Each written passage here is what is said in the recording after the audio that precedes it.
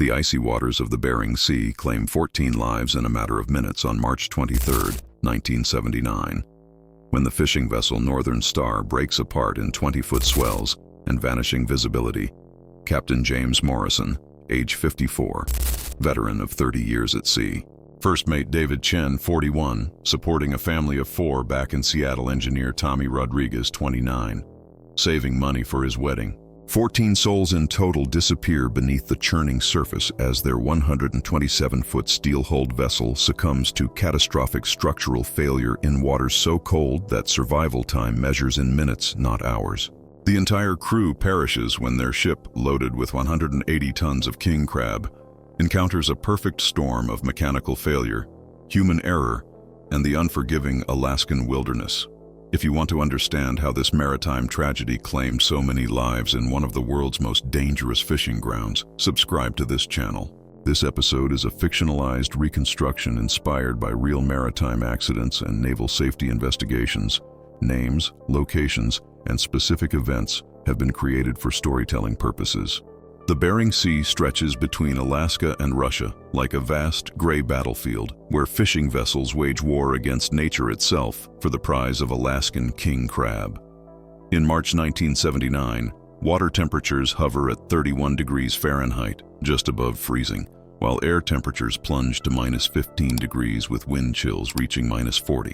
The sea state runs 8 to 12 feet on calm days, building to 20-foot walls of dark water.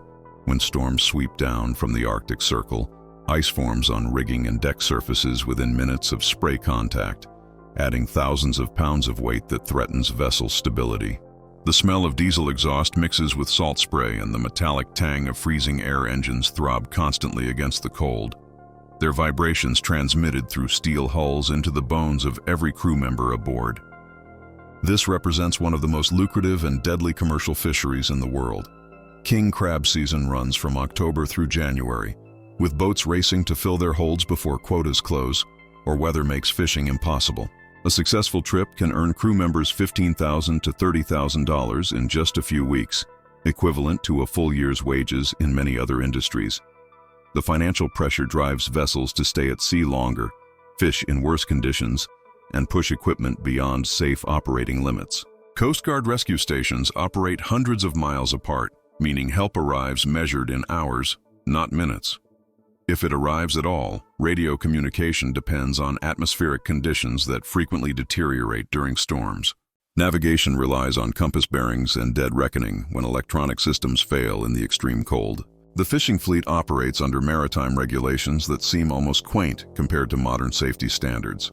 Life raft requirements call for capacity to hold 75% of crew complement, not 100%.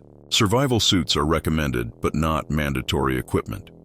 Emergency beacons exist, but their reliability in Arctic conditions remains questionable. Coast Guard inspections focus primarily on fire safety and navigation equipment, with limited attention to structural integrity or stability calculations. Most vessels operate under grandfather clauses that exempt them from newer safety requirements, provided they maintain their original configuration and tonnage ratings. The Northern Star enters service in 1954 as a combination fishing and cargo vessel, built in the Puget Sound shipyards during the post-war boom in Alaskan fishing operations. Her original design calls for a crew of 8 to 10, fishing in coastal waters during summer months.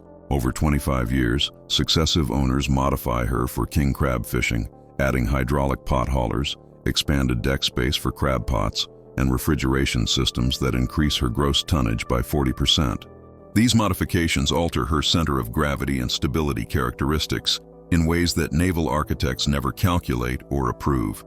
Her steel hull shows signs of fatigue after a quarter-century of hard service, with stress cracks appearing around welded joints and frame connections. Previous incidents involving the Northern Star include a fire in the engine room in 1976 that damages electrical systems, a grounding on Unimak Island in 1977 that requires dry dock repairs to her hull plating, and 3 separate incidents of crew members going overboard, with 2 fatalities.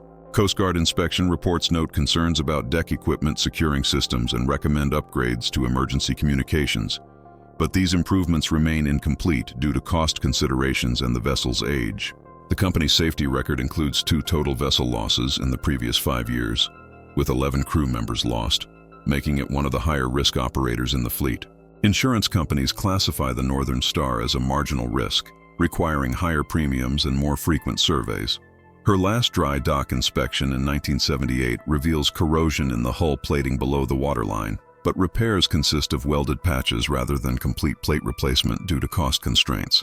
The vessel's stability book, required for safe loading calculations, has not been updated since her major modifications in 1973, meaning her actual stability characteristics remain unknown to her crew. This information gap proves critical when loading decisions determine whether the vessel remains upright in heavy seas. The crew assembling for this fatal voyage represents typical Alaskan fishing experience and inexperience combined. Captain James Morrison brings 30 years of commercial fishing experience, including 15 years in Alaskan waters, but this marks his first season as master of the Northern Star. First mate David Chen holds a Coast Guard license and 8 years of crab fishing experience, recently promoted from deck boss position. Engineer Tommy Rodriguez maintains certification for the vessel's diesel propulsion and hydraulic systems, though his experience focuses on smaller vessels operating in calmer waters. The deck crew includes veteran fisherman Mike Williams, 35, and Robert Santos, 31, both with multiple seasons of crab fishing experience, plus newcomers Kevin Anderson, 24, and Mark Thompson, 22, working their first Alaskan season. Cook and medical officer Janet Pierce, 29, serves her third season aboard crab vessels. Additional crew members include deckhands Carlos Martinez, 26, Stephen Lee, 28, and Paul Johnson, 33, along with processors Frank Wilson, 25, Brian Clark, 27, and Danny White, 30. Mechanic assistant Tony Garcia, 23, rounds out the 14-person crew, all of whom will lose their lives when their vessel breaks apart in the storm.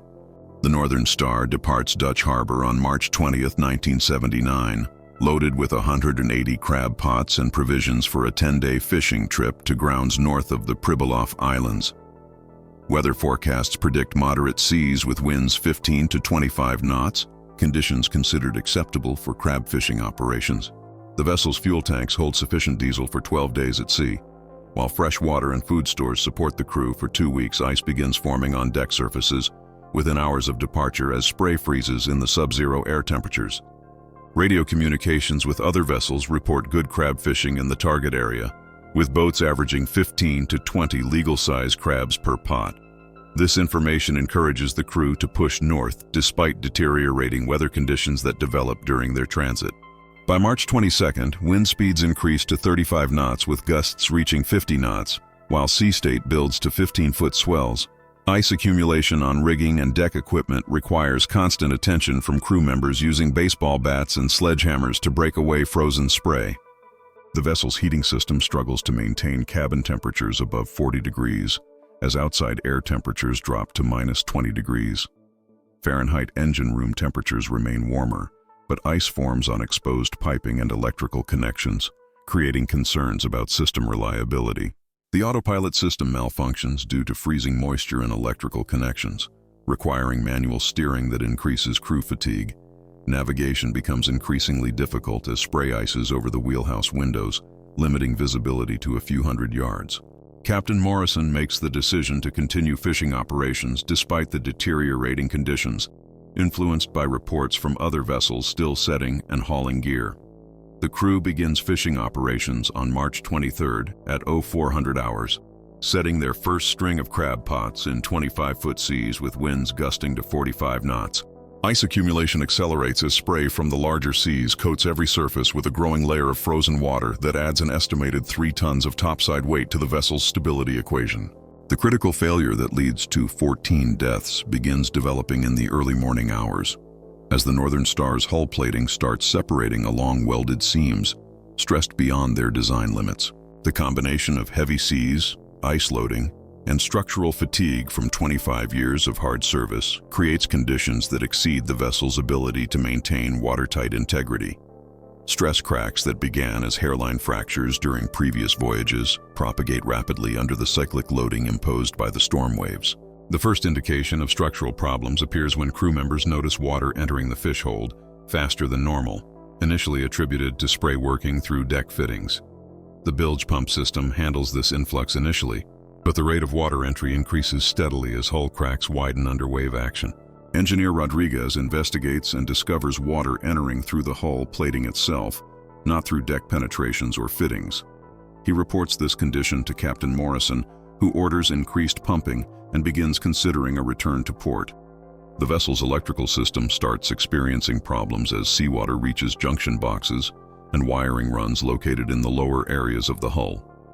Navigation lights flicker intermittently while the radio transmitter loses power periodically, cutting communication with other vessels and shore stations.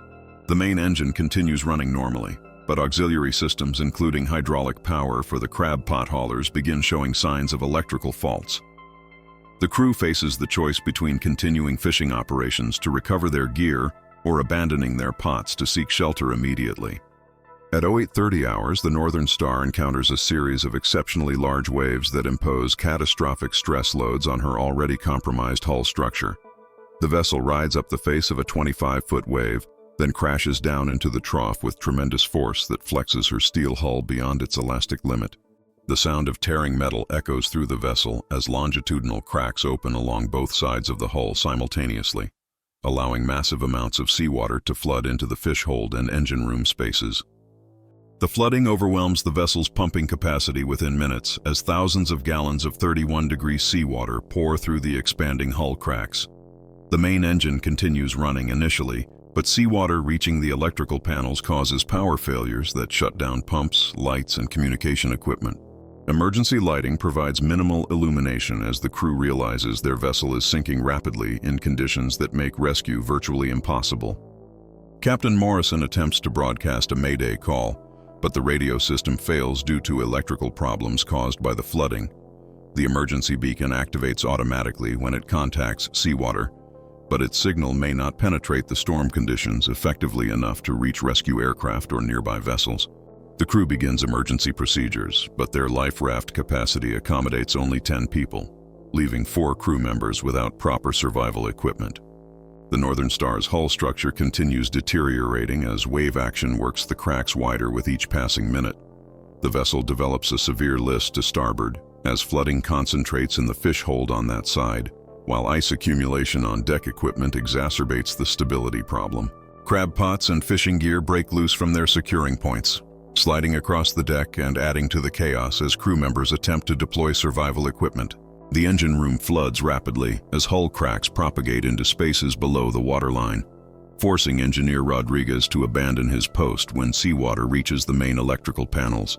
The main engine stops running when seawater enters the air intake system, eliminating propulsion and electrical power generation. Emergency batteries provide limited power for a few minutes before they too succumb to flooding, leaving the crew in darkness except for handheld flashlights and emergency chemical lights. The crew attempts to deploy their life raft, but ice-covered deck conditions and the vessel's increasing list make this operation extremely difficult. The life raft inflation system functions properly, but securing it alongside the sinking vessel proves nearly impossible in the 25-foot seas. Several crew members attempt to board the raft, but hypothermia begins affecting their coordination and strength within minutes of exposure to the -20-degree air temperature. The Northern Star's final moments come at approximately 09:45 hours when her hull structure fails completely, allowing the sea to rush into all compartments simultaneously.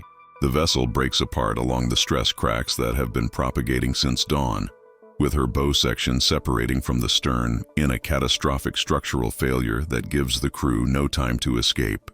The 14 souls aboard disappear beneath the Bering Sea surface in water so cold that unconsciousness occurs within 5 to 10 minutes, followed by death from hypothermia within 15 to 20 minutes. The emergency beacon signal reaches a Coast Guard communication station in Kodiak approximately 30 minutes after the sinking, but weather conditions prevent immediate aircraft response. Rescue coordination begins immediately, but the nearest Coast Guard cutter lies 8 hours away, while search aircraft cannot launch until wind conditions moderate below 50 knots. The search area covers hundreds of square miles due to uncertainty about the vessel's exact position when she sank. Coast Guard rescue aircraft reached the search area 6 hours after receiving the emergency signal, finding only scattered debris and empty life raft fragments floating in the still rough seas. No survivors are located despite extensive aerial and surface searches that continue for 3 days. Water temperatures and exposure conditions make survival impossible beyond the first hour, meaning all 14 crew members perish before rescue assets can reach their location. The immediate aftermath of this maritime disaster reveals the complete loss of all hands aboard the Northern Star, with 14 families receiving notification that their loved ones will not be returning home. The crew succumbs to hypothermia after their vessel's catastrophic structural failure leaves them in the frigid Bering Sea, without adequate survival equipment or rescue prospects. Recovery operations locate some personal effects and vessel debris, but the bodies of the 14 crew members are never found due to the depth and conditions in the area where the sinking occurred. The fishing industry reacts with shock but not complete surprise, given the known dangers of crab fishing in Alaskan waters during winter months. This tragedy represents the third total vessel loss in the fleet during the 1979 season, bringing the death toll to 31 fishermen lost in just 4 months. The economic impact extends beyond the immediate loss of life, as insurance costs increase and crew recruitment becomes more difficult for vessel owners operating older ships in extreme conditions. Environmental factors contribute to the severity of this disaster, with water temperatures, air temperatures, and sea conditions combining to create a survival scenario measured in minutes rather than hours. The Bering Sea's reputation as one of the world's most dangerous fishing grounds gains further confirmation through this tragedy, highlighting the risks that crews accept in pursuit of the financial rewards offered by king crab fishing. Media coverage focuses attention on safety equipment requirements and vessel inspection procedures that failed to prevent this loss of life. The investigation into the Northern Star sinking begins immediately, conducted jointly by the Coast Guard Marine Safety Office and the National Transportation Safety Board. Investigators face significant challenges due to the complete loss of the vessel and the absence of survivors to provide first-hand accounts of the structural failure sequence. The investigation relies on debris analysis, weather data, and testimony from other vessel operators working in the same area during the storm.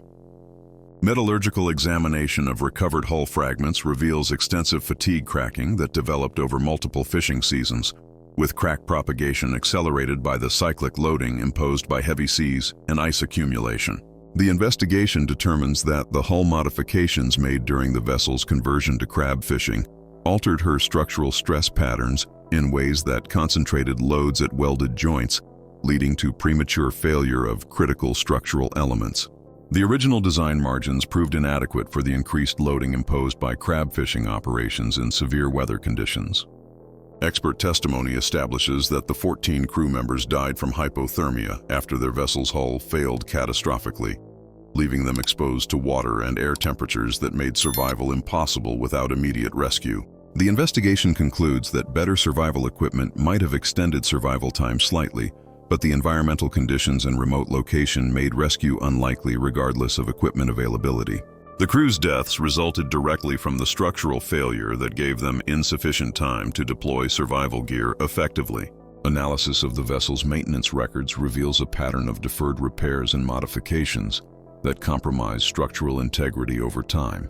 The investigation finds that required stability calculations were never updated after major modifications, meaning the crew operated without accurate information about their vessel's ability to remain upright under various loading conditions. This information gap contributed to loading decisions that placed the vessel in a marginal stability condition before encountering the storm that caused her to break apart. The root cause analysis identifies multiple contributing factors, including inadequate structural inspections, deferred maintenance of critical hull components, modifications that altered stress patterns without engineering analysis, and operation in conditions that exceeded the vessel's design capabilities. The investigation concludes that the deaths of these 14 fishermen resulted from systemic failures in vessel oversight, maintenance practices, and safety equipment requirements that left crews vulnerable to catastrophic events in one of the world's most unforgiving marine environments. Weather analysis confirms that conditions at the time of sinking exceeded forecasted parameters, with actual wave heights and wind speeds significantly higher than predicted. However, the investigation determines that the vessel should have been capable of surviving the encountered conditions if her hull structure had remained intact. The structural failure that led to 14 deaths resulted from long-term deterioration rather than a single extreme weather event, indicating that the tragedy was preventable through proper maintenance and inspection procedures.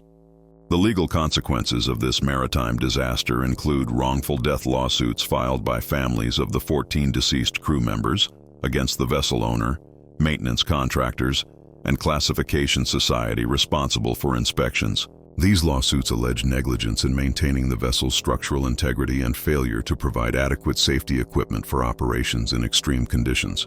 The litigation process extends over several years, ultimately resulting in settlements that acknowledge responsibility for the preventable deaths, but cannot restore the lives lost to families devastated by this tragedy. Criminal charges are considered but not filed due to insufficient evidence of willful negligence, though Coast Guard administrative actions result in license suspensions for shore-based management personnel responsible for vessel maintenance decisions. The vessel owner faces significant financial penalties and increased oversight requirements for their remaining fleet operations. Insurance companies implement stricter inspection requirements and exclude coverage for vessels that fail to meet enhanced structural integrity standards developed in response to this and similar tragedies.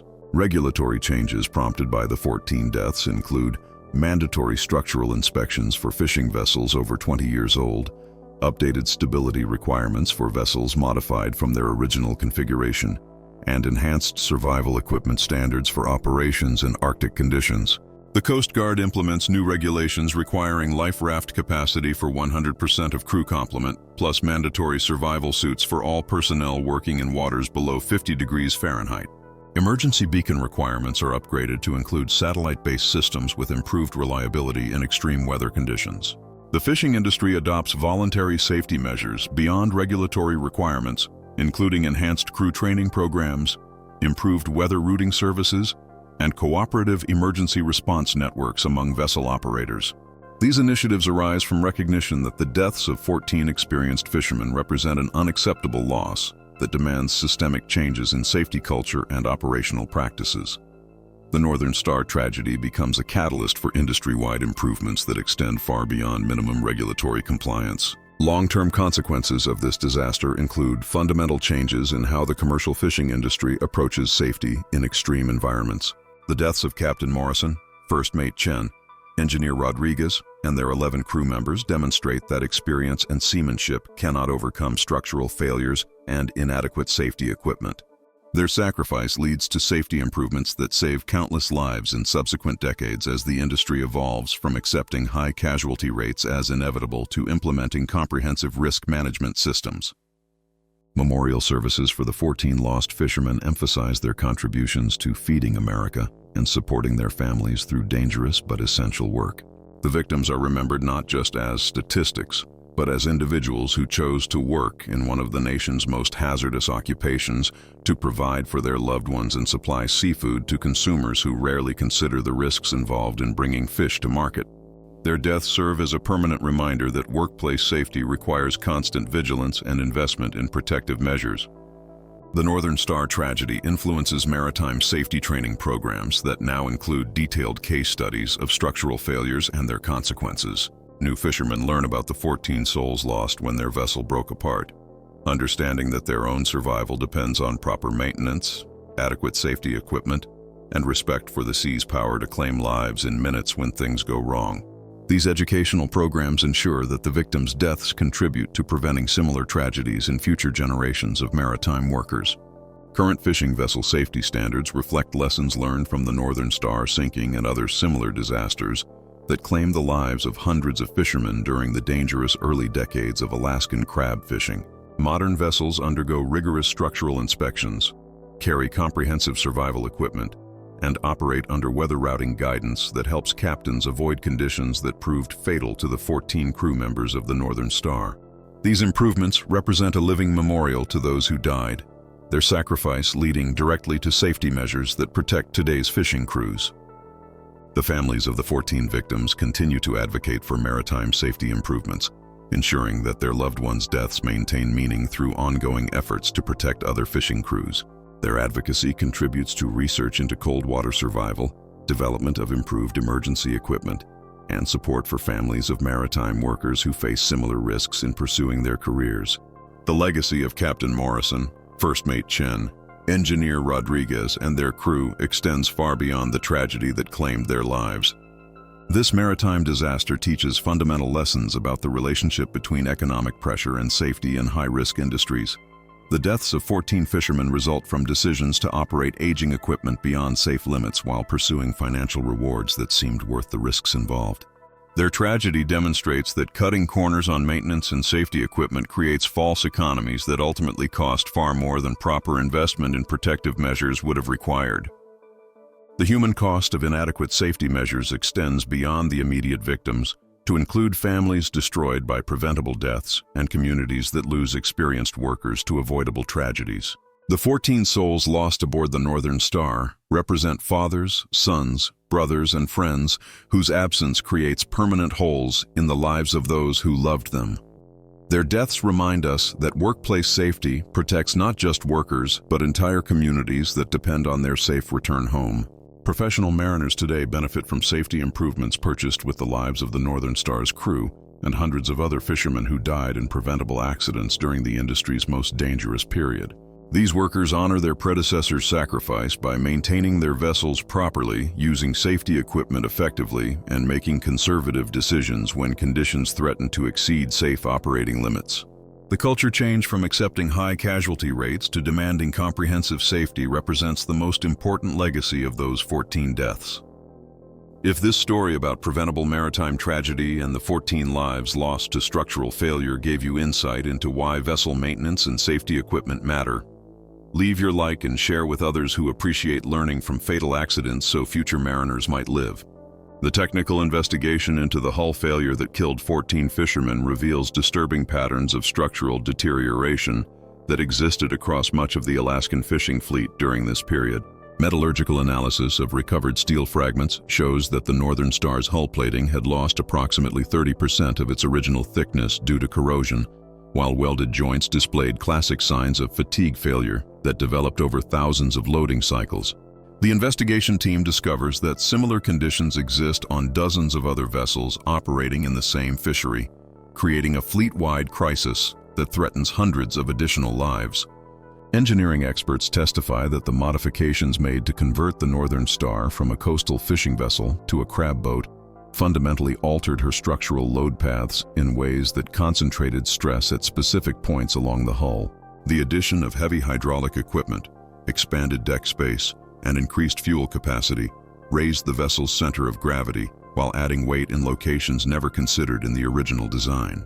These changes created a vessel that appeared seaworthy but operated with safety margins reduced to dangerous levels, particularly when ice accumulation added thousands of pounds of topside weight. The investigation reveals that the classification society responsible for inspecting the Northern Star had not performed a comprehensive structural survey since 1974, relying instead on visual inspections that could not detect internal corrosion or fatigue cracking. Documents obtained through subpoena show that the inspector noted concerns about hull condition during his last visit, but failed to require detailed testing that would have revealed the extent of structural deterioration.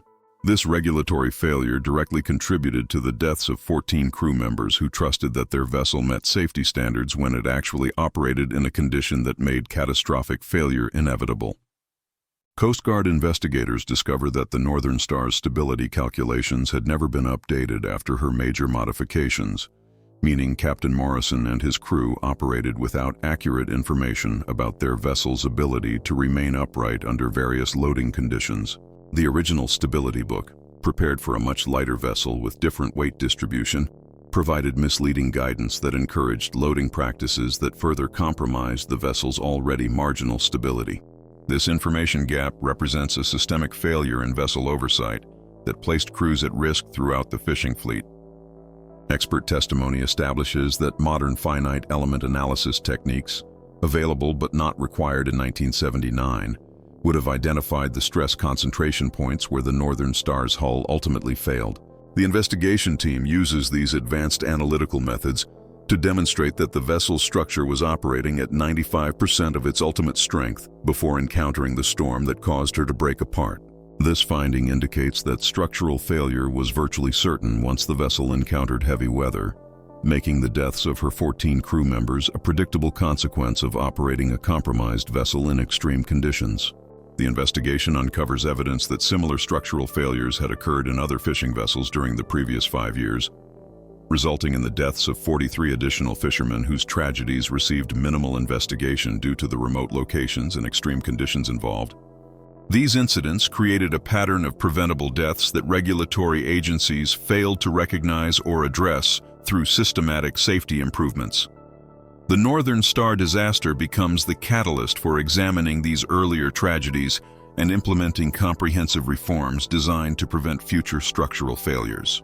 Detailed analysis of weather conditions during the Northern Star's final voyage reveals that several other vessels in the same area experienced similar structural problems, with 2 additional boats suffering significant hull damage that forced them to abandon fishing operations and seek emergency repairs. These near-miss incidents demonstrate that the conditions causing the Northern Star to break apart affected multiple vessels, but only those with the most severely compromised structural integrity suffered catastrophic failure. The investigation concludes that proper maintenance and inspection procedures would have identified the Northern Star as unsafe for operation in heavy weather conditions. The legal proceedings following this maritime disaster establish important precedents for holding vessel owners accountable for maintenance decisions that contribute to crew deaths. Wrongful death litigation reveals that the Northern Star's owner had received multiple recommendations for structural repairs over the previous 3 years, but deferred these improvements due to cost considerations and the vessel's age. Internal company documents show that management calculated the financial risk of continued operation against the cost of repairs, ultimately deciding that the potential liability from accidents was acceptable compared to the expense of proper maintenance. Testimony from former crew members reveals a culture of accepting dangerous conditions as normal within the fishing industry, with workers reluctant to refuse assignments on questionable vessels due to economic pressures and limited alternative employment. Several witnesses describe observing structural problems on the Northern Star during previous voyages, including visible hull flexing in heavy seas and water intrusion that required constant pumping. These observations were reported to management but dismissed as normal wear for an older vessel, demonstrating a systemic failure to prioritize crew safety over operational efficiency. The families of the 14 deceased fishermen organized to advocate for comprehensive maritime safety reforms, establishing the Northern Star Memorial Foundation to ensure their loved ones' deaths contribute to preventing similar tragedies. This organization successfully lobbies for legislation requiring enhanced structural inspections, improved survival equipment standards, and mandatory safety training for all commercial fishing vessel crews. Their efforts result in the most comprehensive overhaul of fishing vessel safety regulations in maritime history, directly preventing hundreds of future deaths through systematic improvements in vessel oversight and crew protection.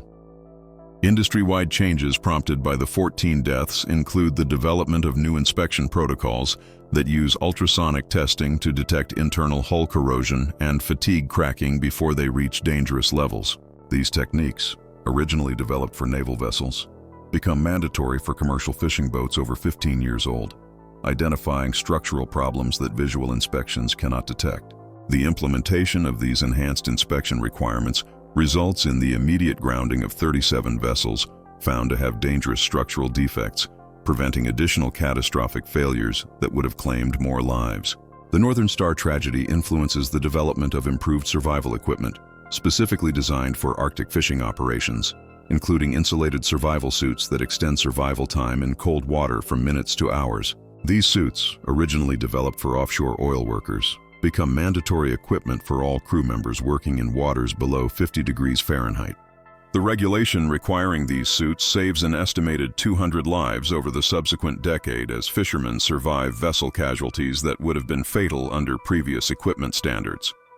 Training programs developed in response to this disaster include comprehensive instruction in structural inspection techniques, enabling crew members to identify dangerous hull conditions before they reach critical levels. These programs teach fishermen to recognize signs of fatigue cracking, corrosion damage, and other structural problems that compromise vessel integrity. The education provided through these courses empowers crews to refuse to sail on vessels with dangerous conditions, creating a safety culture where workers prioritize survival over economic pressure. The investigation's findings regarding ice accumulation and its effect on vessel stability lead to new operational procedures for fishing in Arctic conditions, including mandatory de-icing schedules and equipment requirements for removing frozen spray from critical surfaces. These procedures address one of the contributing factors in the Northern Star's loss, where ice accumulation reduced stability margins to dangerous levels before the hull failure occurred.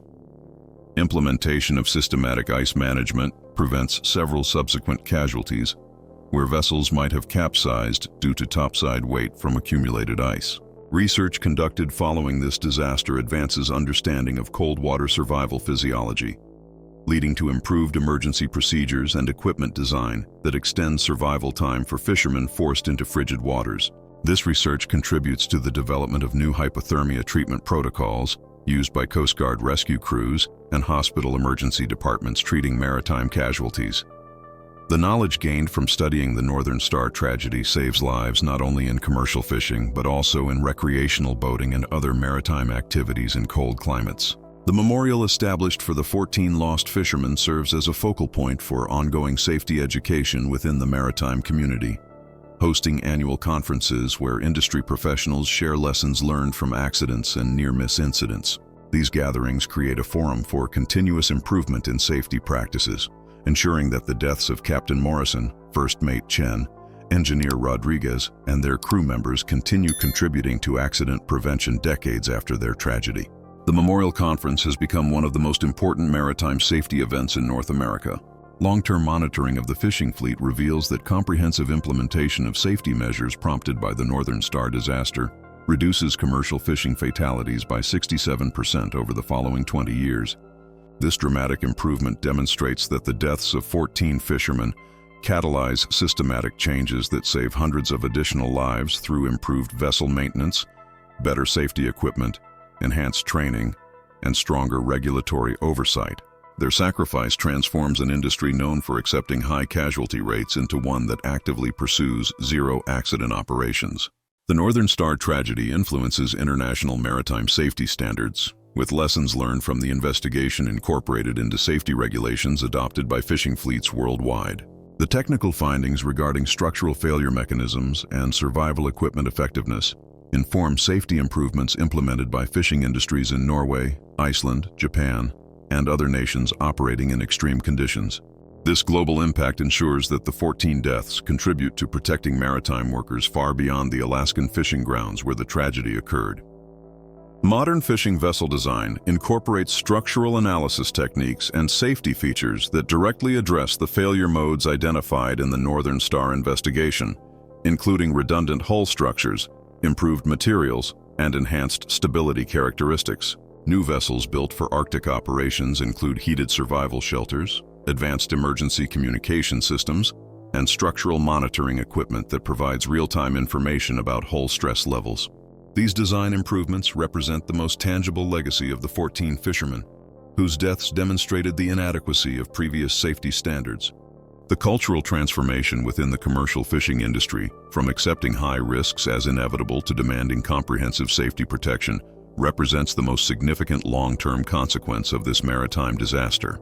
The deaths of 14 experienced fishermen demonstrate that skill and courage cannot overcome structural failures and inadequate safety equipment, forcing industry leaders to acknowledge that systematic safety improvements are essential for sustainable operations. This cultural shift influences decision-making at every level, from individual crew members to corporate executives responsible for fleet safety policies. The Northern Star Memorial Foundation continues operating 4 decades after the tragedy, maintaining scholarship programs for maritime students studying vessel safety and supporting research into accident prevention techniques. Their ongoing work ensures that the memory of the 14 lost fishermen remains active in promoting safety improvements, rather than becoming merely a historical footnote. The Foundation's advocacy contributes to continuous evolution of safety standards as new technologies and operational challenges emerge in commercial fishing operations. Today's commercial fishermen work in an industry fundamentally transformed by lessons learned from the Northern Star disaster and similar tragedies that claimed hundreds of lives during the dangerous early decades of modern fishing operations. The comprehensive safety systems now protecting maritime workers exist because 14 souls lost their lives when their vessel broke apart in the Bering Sea, their deaths serving as a permanent reminder that workplace safety requires constant investment and unwavering commitment to protecting those who risk their lives to feed the nation.